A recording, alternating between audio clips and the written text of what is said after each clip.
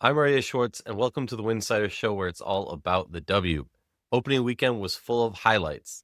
It's time to discuss the happenings and what our take on the meaning of all of it is. My guest today is part of the Winsidr team, but enough chat. Let's cut to the basket.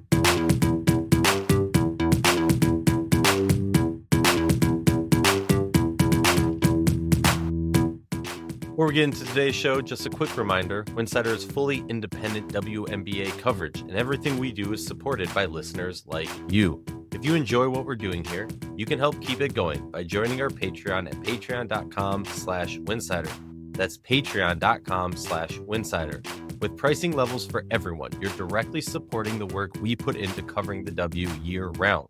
We also have got a full team producing great written coverage at winsidr.com, plus more content than ever across TikTok, Instagram, Blue Sky, Twitter, and YouTube. And if you're in the market for WNBA gear, check the affiliate links in the show notes and on winsidr.com. That's winsidr.com. You get to rep the league, and Winsidr gets a little support along the way. Welcome back to the Winsidr Show. Very excited to be here with Madisyn, a new Winsidr team member. Madisyn, how you doing? How's your it's your first opening weekend. It's a little bit crazier than most, but how are you doing? I'm pretty good. I'm pretty good. It was definitely busy, trying to keep up with all the games, but it was very fun. Very fun. You've been crushing on social media. Real quick, drop your social tags just so our listeners can make sure to follow you and get some amazing content during the season. Yes. So you can follow me on X/Twitter at Whatever you call it. Maddie_Lanai. That's MADI_LANAI. Awesome. Great. All right. Make sure you follow that. Now let's hop into it because the real reason people are here is we want to talk WNBA opening weekend.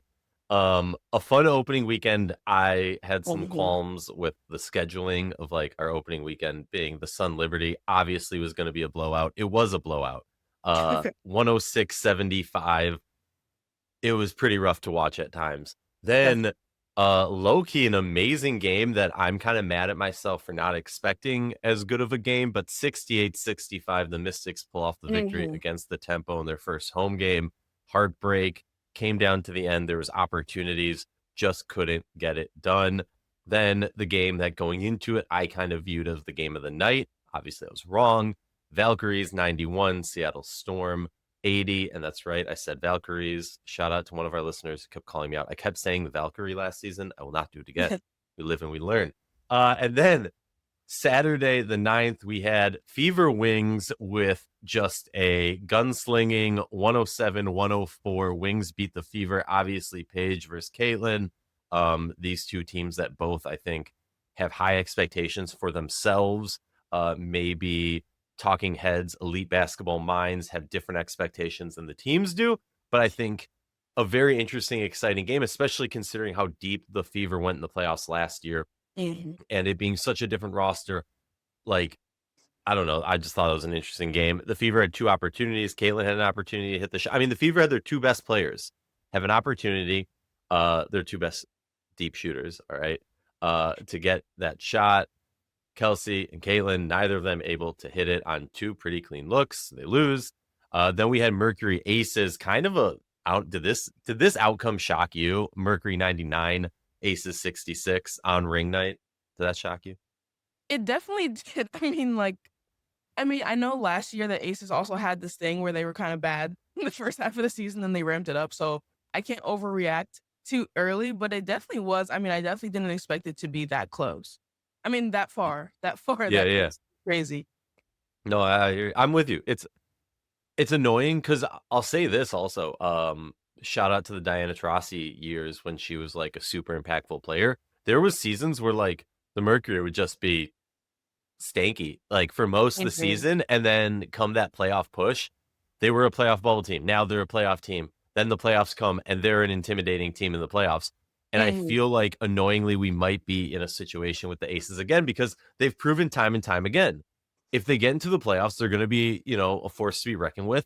You have Asia Wilson who can literally put a whole roster on her back and carry her team to a championship multiple times. Like, people talk enough about Asia Wilson's amazingness on the court, but I feel like the element that does not get talked about enough is her ability to put a team on her back. Like, it is so rare to have players that truly can just like take over I'm not like we have those from generation to generation, those players that do it. But what Asia Wilson has been able to do is just it almost doesn't feel real. It feels video game like at some points. All right, that's my rant for now. Then we had the Atlanta Dream 91, Minnesota Lynx 90 in a Yeah. nail biter, an intense game. We'll dive into that a little bit more when we talk Rookie of the Year talk. Chicago Sky 98 over the Portland Fire 83, their opening win. And then Sunday to close out opening weekend, Storm then bounced back and beat the Sun 89-82, a little bit closer than you would have liked maybe. Liberty in a close one, 98-93 in overtime against DC in DC. Keep in mind the Liberty, extremely shorthanded. Then the Aces bounce back and spank the Sparks 105-78. Then the Mercury bounce back to lose 79-95. So a lot of parity early on by some of these teams, which I respect, I love. Was there a specific game that kind of caught your eyes as, you know, we had some blowouts, we had some close matchups? What was your favorite game of the weekend? I would definitely have to say the Mystics Tempo game. I mean, it was just first of all so awesome to see like the youngest team by age versus the youngest team by like tenure going into Yeah. there is really cool. I mean, I just love watching the Mystics play. I think because they're so young, they play so fast. And Shakira Austin just came out the gate just firing off. It was awesome to see her down low. Of course, Kiki. I've been a fan of Kiki for forever because I go to Stanford. So before she transferred, I was a big fan. Still am. And yeah, it was great to see them. The tempo. I mean, I just didn't know what to expect at all. Obviously, it's their first game. Um, yeah, I mean, they definitely started off a little slow, just not making shots, not anything. But of course, Marina Mabry just once she needs to, she can put the ball in the hoop, and it was really cool to see. Um, yeah, that game was just I didn't expect it to be that close, honestly. I mean, I don't know, it's the Tempo's first game. But yeah, it was just really cool to watch. I was trying to watch that game and the Liberty game at the same time, but eventually I just gave up. The Liberty game. There was no reason to watch that. I just had Yeah, to yeah. plug in on that one. I'm with you on that. That was essentially basically what happened to me. Yeah, like obviously, look, I'm from Minnesota. That Lynx Dream game was really exciting, a lot to Mhm. watch, and like even away from my hometown biases, like the Dream are a team that are extremely interesting for me this season. Yeah. Um, they have a lot of player. They almost feel like a roster that's just I feel like someone's gonna take this the wrong way. That's missing that MVP player, and I don't want it to be taken in the wrong way. The thing that I'm saying is like they have all these really, really talented players. Ryan Howard, obviously a superstar. Alicia Gray, a superstar, obviously. Bree Jones, obviously a superstar, and they have others on their team too. Angel Reese, I don't think is my personal take is not on the level of those other players yet. She has individual skills that are mind-blowingly talented. Like I Mhm. swear the league needs to investigate if she has a magnet in her hand and planted on the ball or something. How she rebounds like that, I don't get it. But I don't think she's on that level yet. For me to put them in the conversation as true contenders, I need to see somebody step up into that next level of MVP level play. Yeah. Alicia Gray did it at times last season. My hot take, lukewarm take, whatever it is like we need to see that growth. Like I I think Alicia was just a hair under that level. And I think the choice now for this team, or not choice, but like the positive way that it could work for this team is either somehow, I mean, look, she keeps getting better and better and better, but somehow Alicia makes that next jump Mhm. just that hair higher into that true MVP contention level. I'm not talking like, oh, we have to list 5 players, she's included. I'm saying like she is like, you're including my name. Mhm. Or Ryan Howard finally makes that leap. And you know, smarter basketball minds that I've talked to keep shooting me down like, dude, Ryan's gotten to the point where she is.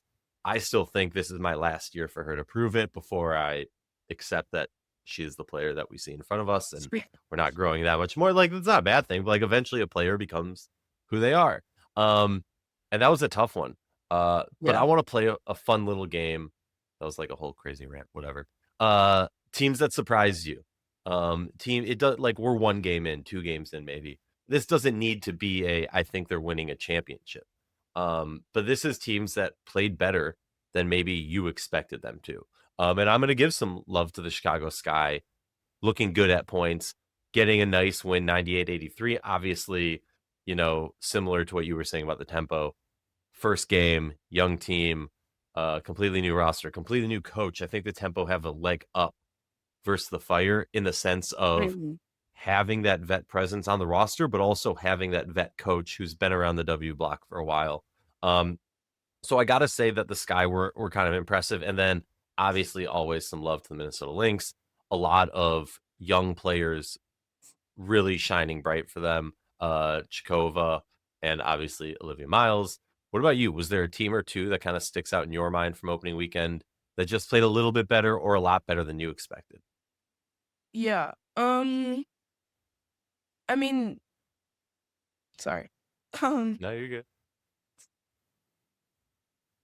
I mean, obviously the Sun started off really poorly, but I think in that second game against the Storm, I was actually pretty surprised, like you said, by how close that game was. Anissa Morrow she was having a game. I think 17 and 16 is really Something like that, crazy. yeah. Haley Van Lith had a few good moments. I just thought their offense, I mean, they still need like that one offensive motor to really go through because they can't really depend on BG for that. And I think Anissa Morrow definitely can be that throughout the season, and I think she showed that um this weekend. So yeah, I was pretty surprised by how they were able to keep up with the Storm in that game. That was a pretty good one to watch. Yeah, Um that's a really good point. yeah. And Keep then going. other than them, I'd say, I mean, I'm not sure if I'm surprised. I feel like the Wings, I definitely obviously very high on them this season. I think they're going to have an amazing season, but honestly, I didn't expect them to come out the gate that hot. I know in preseason they beat the Fever and that was a pretty nice game, but I mean, yeah, things were just looking like they were flowing in a way that they definitely weren't last year, and obviously they have a new coach and all these new pieces, but yeah, it was nice to watch. I'm very excited to watch them this season. They're going to be a lot of fun. It's going to be really interesting to kind of see what we see throughout the season from them. Mhm. Um, okay, so now on the flip side, because you know me, I can't just be all Mhm. positive and rainbows and sunshine. We got to play hot or fraud. I'll list a team that is off to a hot start, Mhm. hasn't lost yet, and you tell me, do you think they're an actual? And I'll tell also, like I'm not just going to put you on the spot, Nick. You do it. I'll do it also. In fact, I'll be happy to go first if you want. Um, We'll start with the Sky because I just complimented them. And, anytime I compliment a team, I gotta throw a little bit of shade. I'm going fraud. They obviously first game going up against an inexperienced franchise. Then they have the Lynx, Golden State, and the Mercury. They're playing the Lynx a lot. I think like 3 times in this month.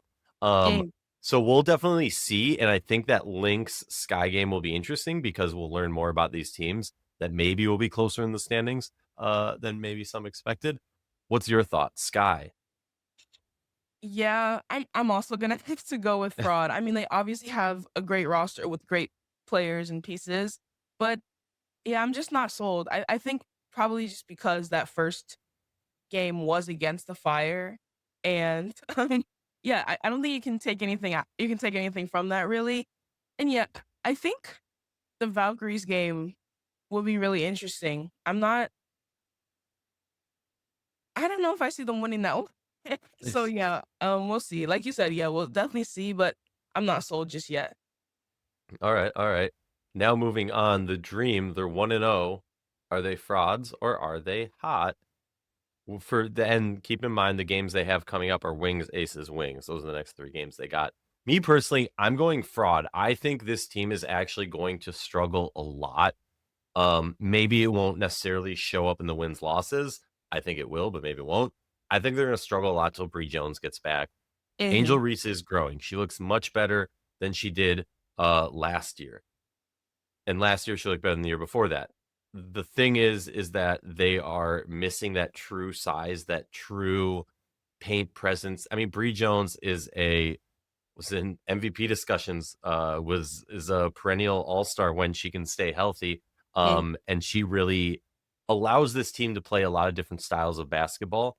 but I just think it gives them that anchor. And so for me right now, until I see Bree Jones get back, Mhm. because that's my theory, I'm calling frauds. What about you?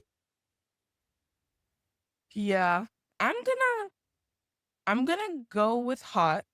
I All I right. I agree with everything that you're saying for sure, but I think I don't know. I just there's something there. I mean, they definitely didn't play their best basketball against the Lynx in that game.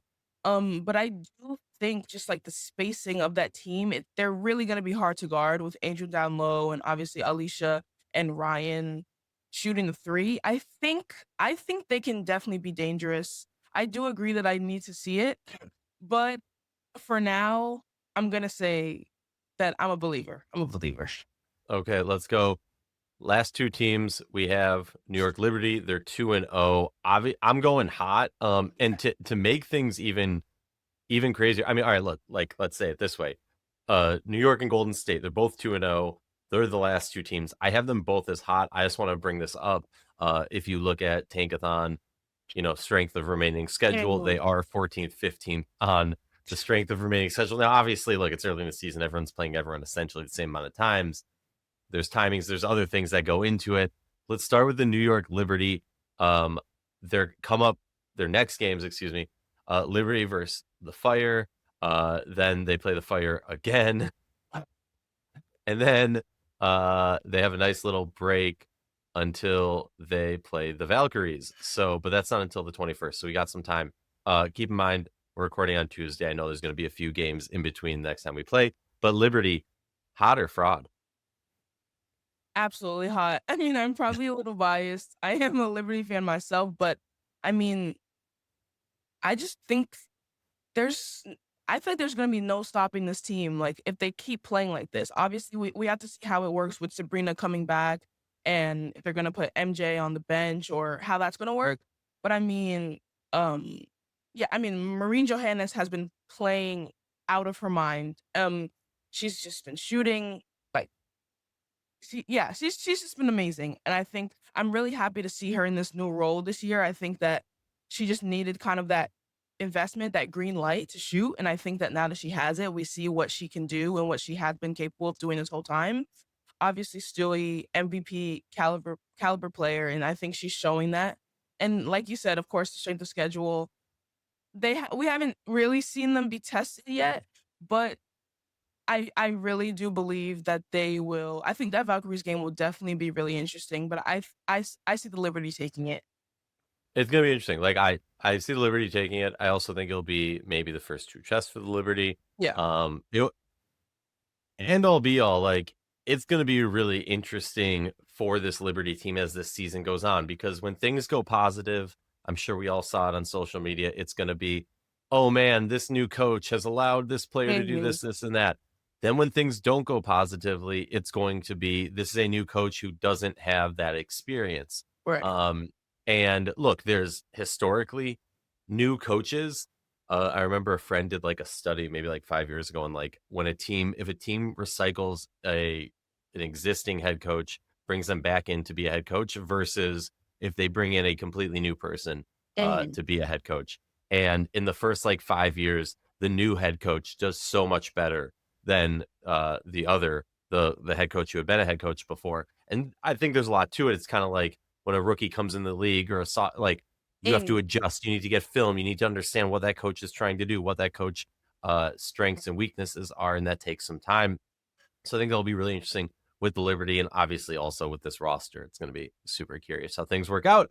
I'm ranting so much, so I apologize. Golden State Valkyries, they get their first, they beat the Storm, like we said, 91-80, handled it. Then take on the Mercury and really handle that one, also 95-79. It got closer at one point, but then it just was not close. Mhm. They are going to then play the Sky and then the Liberty, so they only have 2 games for the next, like 12 days. When you look at the Valkyries, what do you think? Are they hot? Are they fraud? I went into this season, I'll be honest, with the Gabby edition and everything, I'm still concerned about size. I thought the team was going to have a sophomore slump. Mhm. I'm questioning that early. Yeah. What's your take? Yeah, I'm gonna go with hot as well. I think what I've seen off the bench is really what's pushing me to that answer. I think Caitlin Chen has made a huge leap. And I know there was all that controversy about who should have been cut. I do think that the team there made the right decision. I think it's very clear that Caitlin Chen and Emma Hare have made those leaps. And um Chen especially has really shown that she can come off the court, give Veronica Burton that break that she needs, and she can produce offensively in a way that I haven't seen her do last year, that I hadn't seen her do last year. I also think, yeah, I mean, Gabby Williams, she did struggle a bit in that Storm game, but I think she got into the flow of it against the Mercury. And I mean, her defense, I think their whole team identity is very, of course, surrounded just defense, defense, defense. And I think she fits in perfectly to that. I definitely do agree about the size. I think we'll see how that happens. Like, I think they will struggle against the Liberty for that reason, right? Like Stewie and JJ, I don't know who they're really gonna have guarding either of those 2 players, very effectively. Um, and I think we'll see how that goes, but I definitely think, I mean, Burton has been off to a great start as well, very great pass first point guard, of course, and I think, yeah, that bench unit is really gonna propel them to that next level this season. All right, now moving on to our next topic for the episode, the calls and the no calls. Like, all right, if you watched opening weekend, you know that these games were super long. I think Stewie said that their game was like almost 3 hours, just shy of Mhm. 3 hours, which, maybe doesn't sound that crazy, but you can kind of like, it used to be at least set your clock to WNBA games being 2 hours or under. Um, essentially, like it comes down to there's been obviously a lot of complaining about the officiating throughout many years. It's not something new in the W. It obviously came to a head in recent years. You have Nafisa Collier going down with an injury in the playoffs. You have a variety of other things. You can go back to a few years before that when the call on or Stewie gets the call, 5 seconds left to win that series, to win a championship. There's been so many talking points, but heck, I even think back to it was probably at this point like 8, 9 years ago at this point. Um, and I'm blanking on who the player was, but a player who English was not her first language was trying to get attention of a ref, tapped them on the shoulder to like explain very politely and in like the most like Mhm. calm demeanor ever. I don't think that was a foul. The ref teed her up for tapping him on the shoulder. It was an insane thing. And I don't bring that up to like throw shade at anybody, but just to say like this has been an ongoing problem for a very long time. Yeah. And like I'm all for better officiating. We can get into that. I blame the NBA. That's a whole different discussion. But Queen Fee herself obviously has been very vocal. Maybe the most vocal, opposition party, we could say that in the league towards the front office of the league in some ways. Whatever, Mm. let's cut to the chase. Fee had some comments, and her comments, and it seems like almost that these are being implemented. Not like she made these comments. I'm not saying that it was Fee's comments that implemented them. I'm saying Fee made these comments, and the calls have been through the roof. So it seems like there's been some sort of implementation of it. The lines went to the effect of the game should be catered to the offensive player. I do feel like the game is too physical right now. You come to watch players play offense and score. So when it's so physical, the game is not fun to watch and it's not fun to play. Um, I have a hard disagree with Fee on this personally. I really appreciate defense. One of the things that I love about the W compared to other basketball leagues is the intensity from start to finish. That was hate in like intended towards a different basketball league that I don't like to talk about. Um, and I don't go just to watch offensive players score.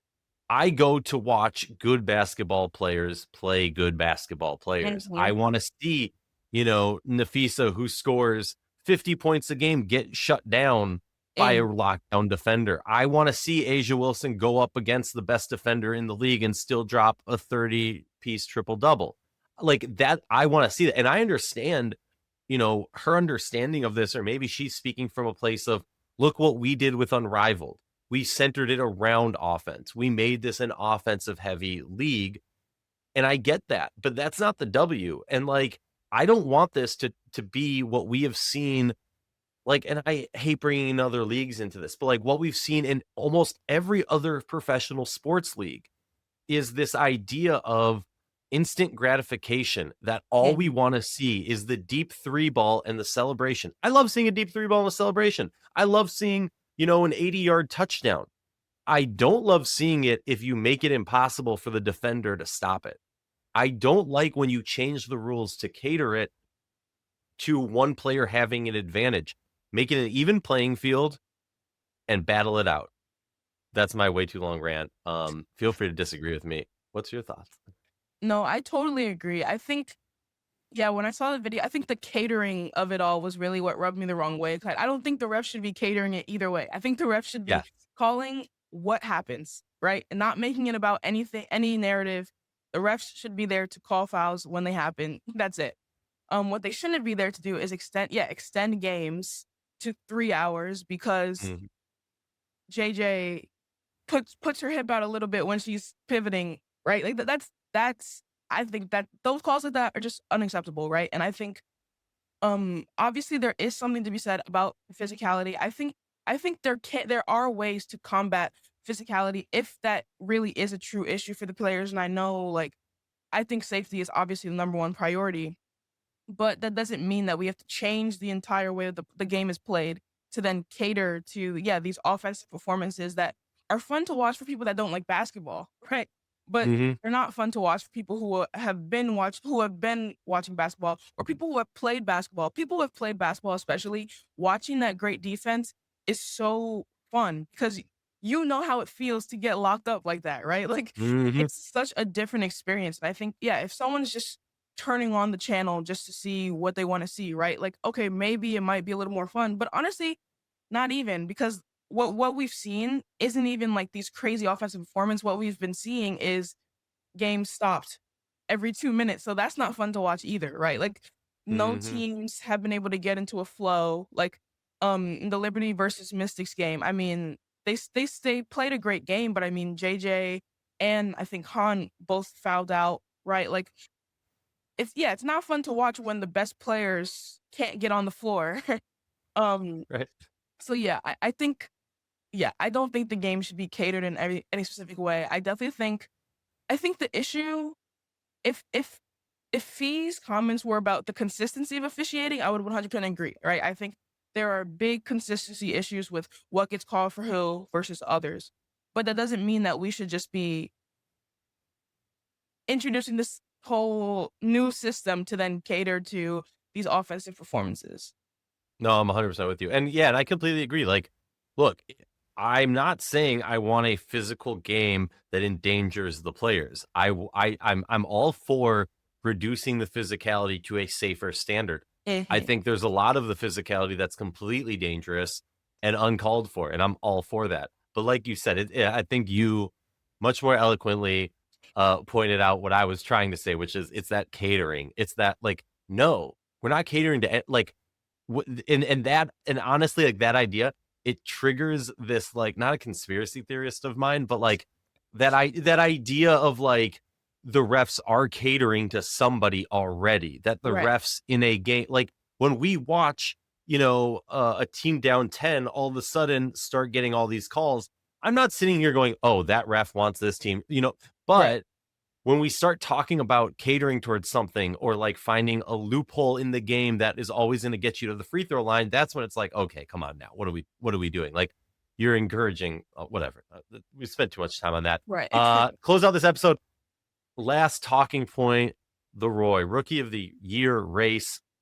I feel like it's one of those few topics that you can have a little bit more of a detailed discussion early on in the season in terms Mhm. of awards. We can't talk about like, okay, yeah, we can talk about who we think are going to win the championship. We can talk, but what does that mean based on the few couple games? We can Right. talk about MVP. What does that mean based on a few couple games? Like, there's probably like 30 players who statistically are in the range to be the MVP right now. But like, Mhm. that's ridiculous. We can't do that. Same with all these other awards, sixth player, defense player of the year. Um, but rookie of the year is much more in tune, in my opinion, on early on in the season. And And feel free to disagree with me at any point, agree with me, add players, whatever. The three people that I kind of have in my mind that are leading the way for Rookie of the Year currently. And I'm not saying this in any special order. Olivia Miles, she's played 1 game. She had 8 assists, 3 rebounds, 2 steals, 21 points. She did have 3 turnovers. And if I'm being real, some rookie moments late in that game on the Mhm. pressure full court press defense, but also in those last moments, she had 2 opportunities to win it and was not able to. Okay, then we move on to Flau'jae Johnson, big 4. 14 points so far in her 2-game average. 2 games, 14-point average, shooting 40% from 3, 27.3 from the field, excuse me. 1.5 assists per game and 4 rebounds per game and 2 steals per game. So stuff in the stat sheet, a variety of different ways. Also, I feel like she's a player who's going to get a lot of run this season, a Mhm. lot of opportunity, um, just given the team that she's on to be this Rookie of the Year. And then maybe this is like a cop out. Maybe this is just ridiculous. I just have to give some love to Jovana Nogic, who's doing some crazy stuff so far this season. Just insane what she has been able to do. Like she's 100% from the free throw line. Let me see real quick. She's in her 2 games, she's shooting 10 of 14. She's 8 for 10 from 3, Mm. and 2 of 4 from the rest of the field. She has 5 assists, 2 steals, 5 turnovers, fine. She scored 35 points. She's just been balling for the Mercury. Maybe in a few weeks she won't be in this discussion, but I feel like we got to give some love to a player who's just been balling out in those early 2 games. Is there anybody else on your mind that I made a mistake and should be embarrassed that I forgot to mention? That was my exact list, honestly. So Okay, no, I cool. think yeah. All right, awesome. Any input on any of those that I'm missing out? I feel like, yeah, I don't know. What's your take? What are you thinking? No, I mean, I definitely agree. I mean, talking on the Flau'jae point, I definitely agree that she's gonna get a lot of run. I think Coach Ramen has really bought in to the Flau'jae experiment. You see she's handling the ball a lot. She clearly has a green light to shoot. Even when some of the shots aren't in the best shot selection, I like, Coach Ramen clearly has trust in her and allows her to make those shots and not take her out immediately. And yeah, she just brings that engine to the Storm offense, I think. I mean, I think her and Malonga will really ramp it up and really be able to play fast, to get out fast. And yeah, I mean, they have a nice few guards there. So it'll be interesting to see how she shares the floor with them. But I think that they've definitely bought in. So why shouldn't we? Yeah, And no, I'm yeah, with you. yeah, I think Miles, I mean, I think she just passes the eye test. Like, even I know they lost on that block, but the pass to get it down there, to get that shot down there, to then be blocked, was just like that type of vision. You just don't see that really often, um, in rookies. So yeah, I'm sold. I mean, it's only 2 games, Yeah. but yeah, we'll see. Yeah. No, with Flau'jae, I'm like, I mean, because obviously I got to flip it on the other side of the coin. With Flau'jae, I look at it and I'm like, okay, she's going to get the opportunity. But my Flau'jae stock dropped this past season at Mhm. LSU. So, like, now it's less of I have her in that high expectation. I expect her to fulfill it. Now it's, can she get back to that level? Because if she can get back to that level, then I think 100%, and she's going to have the opportunity. But Yeah. it's, can she deliver? And then with Olivia Miles, and like, these are the things in my mind that's going to kind of be the detractor, the thing that's going to hold them back. With Olivia Miles, like, it's defense.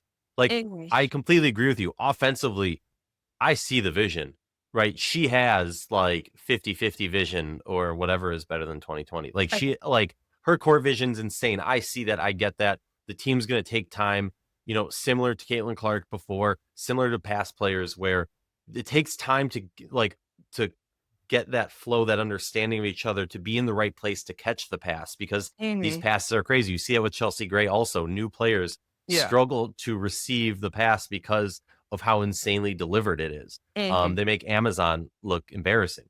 And like, on the other end, the part that I feel like has been a little bit ignored with the Olivia Miles, not experiment, the Olivia Miles show, was she was the one who got played on that game winning bucket.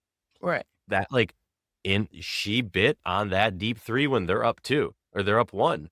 Mhm. and then gets burned past her. So like that's the full experience where you see that beauty and that perfection offensively and like, oh, she was right there and blocked, Right. right? But let's not forget about that other side. It's the defensive end that Olivia Miles needs to step up in if she truly wants to be rookie of the year. And then Nogic, I mean, we'll get there, but it's I mean, it's just insane what she's been doing. I It's know, it's ridiculous. crazy. Like, yeah, it's just ridiculous. All right. Well, I appreciate you for taking all your time today. It's been a fun episode. Hopefully, we'll have you back again. I enjoyed chatting hoops with you. And to close out this episode, I just want to say thank you to our listeners and supporters. You make independent WNBA coverage possible. We have been doing this for a long time, and it only works because of this community. So we're very appreciative. And remember, check out our Patreon, patreon.com/Winsidr. There's exclusive content over there. But if you don't want exclusive content, it's just a great way to support us and what we're doing. Have a good one.